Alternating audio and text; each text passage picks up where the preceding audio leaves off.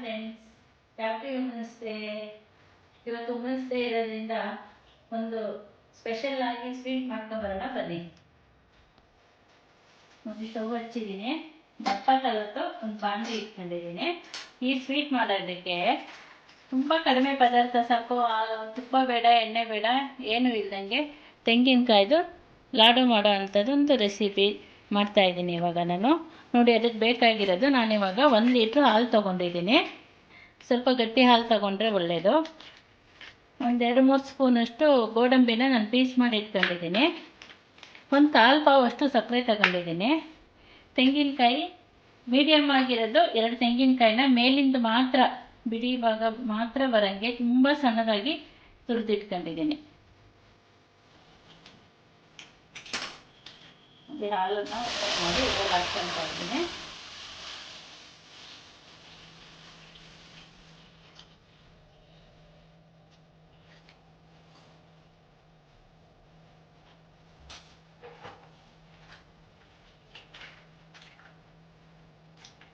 ನಾನಿಲ್ಲಿ ನಂದಿನಿ ಹಾಲು ತೊಗೊಂಡಿದ್ದೀನಿ. ನೀವು ಯಾವ್ದು ಹಾಲು ಬೇಕಾದ್ರೂ ತಗೊಳ್ಳಿ. ಗಟ್ಟಿ ಹಾಲು ತಗೊಂಡ್ರೆ ಒಳ್ಳೆಯದು, ಯಾಕೆಂದರೆ ಈ ಹಾಲನ್ನು ತುಂಬ ಬತ್ತಿಸ್ಬೇಕು. ಗಟ್ಟಿ ಹಾಲಾದರೆ ಬೇಗ ಬತ್ತುತ್ತೆ ಅಂತ ಅಷ್ಟೇ. ಹೈ ಫ್ಲೇಮಲ್ಲೇ ಕೆನೆ ಬರ್ದಂಗೆ ಕೈಯಾಡ್ತಾ ಹಾಲನ್ನು ಕಾಯಿಸ್ಕೋಬೇಕು.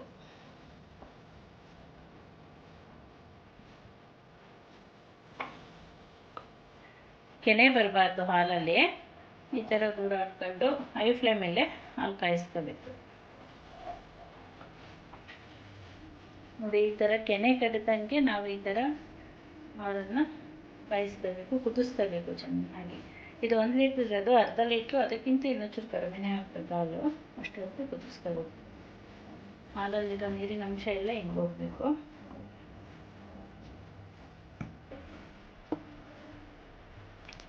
ನೋಡಿ, ಹಾಲು ಹೆಂಗೆ ಕೆಂಪುಗೆ ಮತ್ತು ಫುಲ್ಲು ಗಟ್ಟಿಯಾಗಿದೆ ಹಾಲು. ಇವಾಗ ನಾನು ಇದಕ್ಕೆ ತೆಂಗಿನಕಾಯಿನ ಹಾಕ್ಕೊತಾ ಇದ್ದೀನಿ.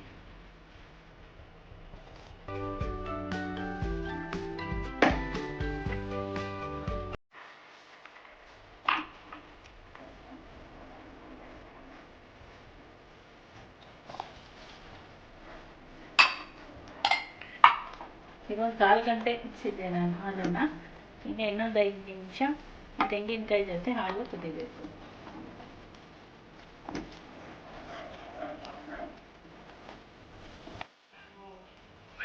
ಒಂದು 1/4 ಕಪ್ಪಷ್ಟು ಸಕ್ಕರೆ ಹಾಕ್ತಾ ಇದ್ದೀನಿ ನಾನು.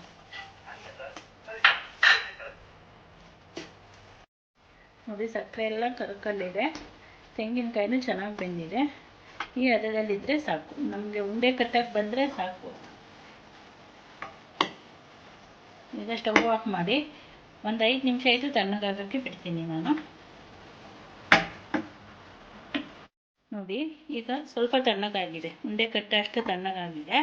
ಅದಕ್ಕೆ ಈಗ ನಾನು ಗೋಡಂಬಿ ಪೀಸ್ ಮಾಡಿ ಇಟ್ಕೊಂಡಿದ್ದೆ ಅಲ್ವಾ, ಅದನ್ನು ಹಾಕ್ಕೊಂಡು ಮಿಕ್ಸ್ ಮಾಡ್ಕೊತಾ ಇದ್ದೀನಿ.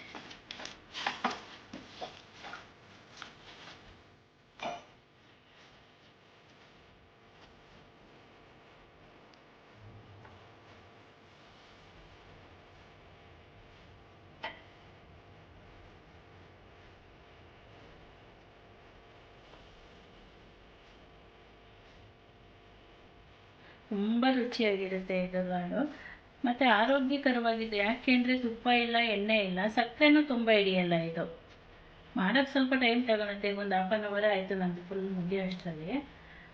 ಅದ್ರ ಮಧ್ಯೆ ಮಧ್ಯೆ ಗೋಡಂಬಿ ಸಿಗ್ತಾ ಇರುತ್ತೆ, ಚೆನ್ನಾಗಿರುತ್ತೆ. ಫ್ರಿಜ್ಜಲ್ಲಿ ಇಟ್ಟೆ ನಾವು ತೆಗಿಬೇಕೀಗ, ಮತ್ತೆ 1 ಅವರ್ ಫ್ರಿಜ್ಜಲ್ಲಿ ಇಟ್ಟು ತೆಗೆದೇ ತಿನ್ನಬೇಕು ಇದನ್ನು ತಿನ್ನುವಾಗ. ಮತ್ತು ಎಷ್ಟು ದಿವಸನೂ ಫ್ರಿಜ್ಜಲ್ಲಿ ಇಡ್ಬೋದು, 1 ವಾರ ಎಲ್ಲ ಇಟ್ಕೊಂಡು ತಿನ್ಬೋದು.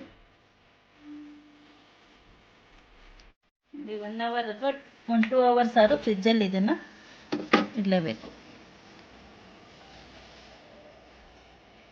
ವುಮೆನ್ಸ್ ಡೇ ಸ್ಪೆಷಲ್ಲು ತೆಂಗಿನಕಾಯಿ ಲಡ್ಡು ರೆಡಿಯಾಗಿದೆ. ಎಲ್ಲರೂ ಮಾಡಿ ಟೇಸ್ಟ್ ಮಾಡಿ, ತುಂಬ ಚೆನ್ನಾಗಿದೆ ನಿಜವಾಗ್ಲೂ. ಉತ್ಪ್ರೇಕ್ಷೆ ಏನಿಲ್ಲ, ತಿನ್ನೋದು ನೀವೇ ಮತ್ತೆ ಮತ್ತೆ ಮಾಡ್ತೀರಾ. ಮಾಡಿ ಕಮೆಂಟ್ ಮಾಡಿ, ಮತ್ತು ಸಬ್ಸ್ಕ್ರೈಬ್ ಆಗೋದು ಮರಿಬೇಡಿ ಯಾರು. Thank you.